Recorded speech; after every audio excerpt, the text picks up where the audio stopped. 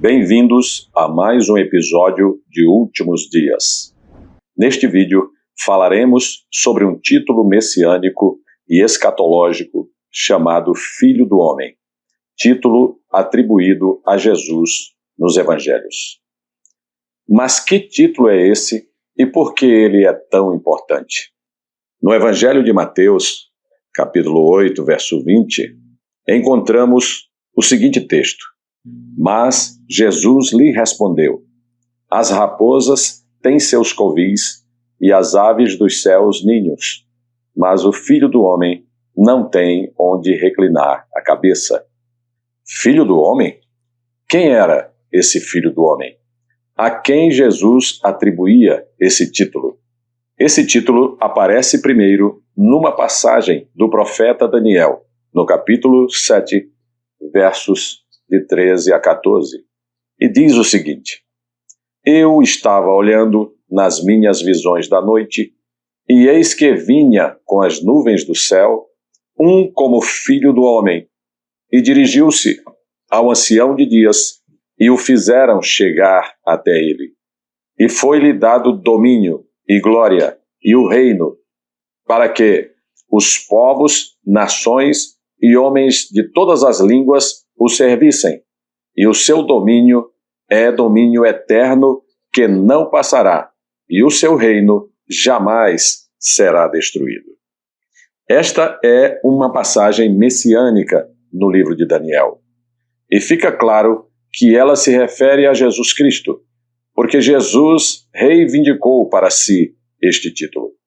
E ele atribuiu esse título de Filho do Homem a si mesmo todas as vezes que a sua missão estava implícita, ou quando ele queria destacar algo importante na sua missão. Por exemplo, em relação à sua morte.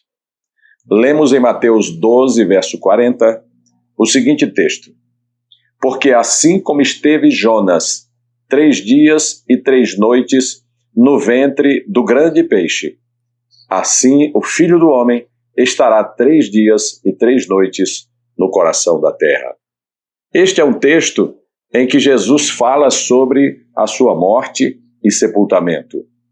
O que essa escritura está dizendo é que a história de Jonas, que Jesus aqui confere veracidade a ela, é uma história real, aconteceu mesmo com esse homem chamado Jonas, mas é também uma ilustração profética sobre o que aconteceria no futuro com Jesus, que Jesus seria morto e sepultado. E mais, que ele ficaria no sepulcro por 3 dias e 3 noites. Numa outra passagem, também em Mateus, capítulo 20, de 18 a 19, encontramos Jesus dizendo o seguinte: Eis que subimos para Jerusalém, e o Filho do Homem será entregue aos principais sacerdotes e aos escribas. Eles o condenarão à morte, e o entregarão aos gentios para ser escarnecido, açoitado e crucificado. Mas, ao 3º dia, ressuscitará.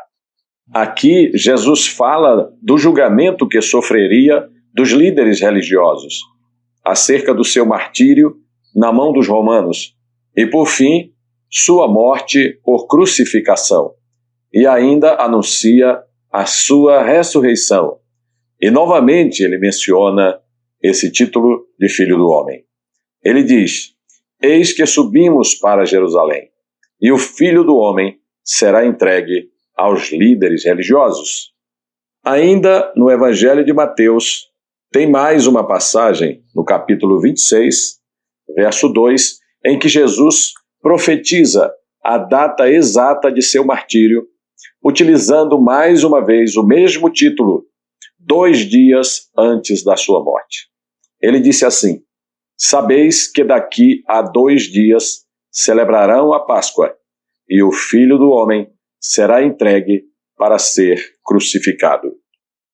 Vemos que todas as vezes que ele estava falando sobre a sua missão, sobre o que ele veio fazer e sobre a sua morte, ele usava para si o título de Filho do Homem. E como sabemos que Jesus é aquele Filho do Homem poderoso que Daniel viu nas suas visões, que recebe domínio e poder? Sabemos porque ele mesmo disse que era necessário que ele, o Filho do Homem, primeiro fosse rejeitado, escarnecido e condenado pelos líderes de Israel, que seria entregue aos gentios para ser crucificado, mas ao terceiro dia ressuscitaria. Ou seja, antes de assumir o seu grandioso poder, esse Filho do Homem teria que realizar a obra da redenção da humanidade primeiro, ou seja, morrer para perdão dos pecados de muitos. E confirmando isso, de que Jesus é o poderoso Filho do Homem, ele mesmo usa esse título quando se refere à sua segunda vinda. Em Mateus capítulo 24, no verso 37, vamos encontrar Jesus falando assim: pois assim como foi nos dias de Noé, também será a vinda do Filho do Homem. E aqui Jesus mostra como os antecedentes da sua segunda vinda são parecidos com aqueles precedentes de indiferença das pessoas, como ocorreu na época do dilúvio, nos dias de Noé. E aí ele usa novamente o título de Filho do Homem. Na sua segunda vinda, ele vem não mais como servo sofredor, mas como o Messias soberano, como o Rei dos Reis e o Senhor dos Senhores, para reinar sobre toda a terra, sobre todas as nações e estabelecer o seu reino de justiça e de paz sobre todo o mundo. Outro aspecto em que Jesus usa para si esse título é quando ele se refere ao julgamento do mundo. No Evangelho de João, capítulo 5, 22 a 27, diz assim: o Pai a ninguém julga, mas ao Filho confiou todo o julgamento. Aqui temos a expressão filho, mas no verso 27 ele completa: ele deu autoridade para julgar, porque é o Filho do Homem.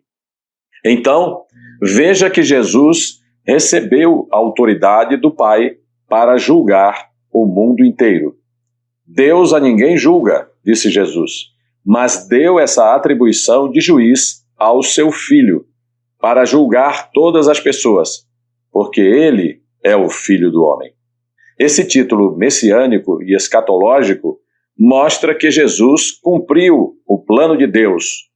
Como homem, que ele realizou o plano da salvação, o plano de se tornar homem, de vir e de falar aos homens, conforme profetizado pelos profetas. Esse título também mostra que ele é Deus, era Deus e sempre será Deus, mas ele se fez homem, se encarnou, viveu como homem e como homem sofreu, cansou, teve fome e sofreu morte, e a pior morte da sua época, a morte de cruz. Ele foi rejeitado por seu próprio povo, foi morto, mas ressuscitou. Ele não ficou na morte, ele ressuscitou ao terceiro dia. Portanto, ele realizou o sacrifício perfeito que nos traz o perdão dos pecados pela fé em Cristo. E não somente isto, a Escritura também diz que ele também vai voltar. Ele não somente voltou para o Pai, mas ele vai voltar, como diz no Evangelho de João 14. Não se turbe o vosso coração. Eu não vos deixarei órfãos, eu voltarei para vós outros. E de fato, Jesus enviou o Espírito Santo, mas ele vai voltar para nos levar para ele mesmo, a fim de que onde ele estiver, estejamos nós também. Então, ao falar da nossa grande esperança, a esperança da sua segunda vinda, aí também ele usou o título de Filho do Homem.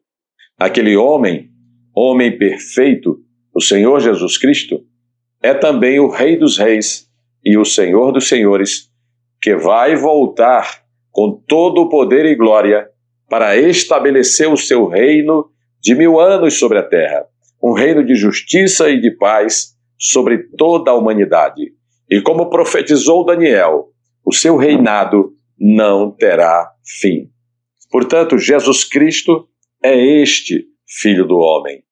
E ele é também aquele que vai julgar todos os que o rejeitarem. Então, não tem como evitar ou contornar Jesus. Ou você o recebe, reconhece e confessa o seu nome, ou você o rejeita. Ou você o ama, ou você o odeia. E se alguém o rejeitar como Salvador, terá de enfrentá-lo como juiz de vivos e de mortos.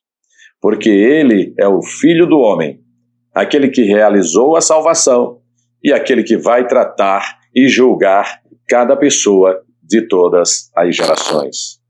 Por isso também, lá no livro do Apocalipse, diz que ele é o Alfa e o Ômega, o princípio e o fim, o primeiro e o derradeiro.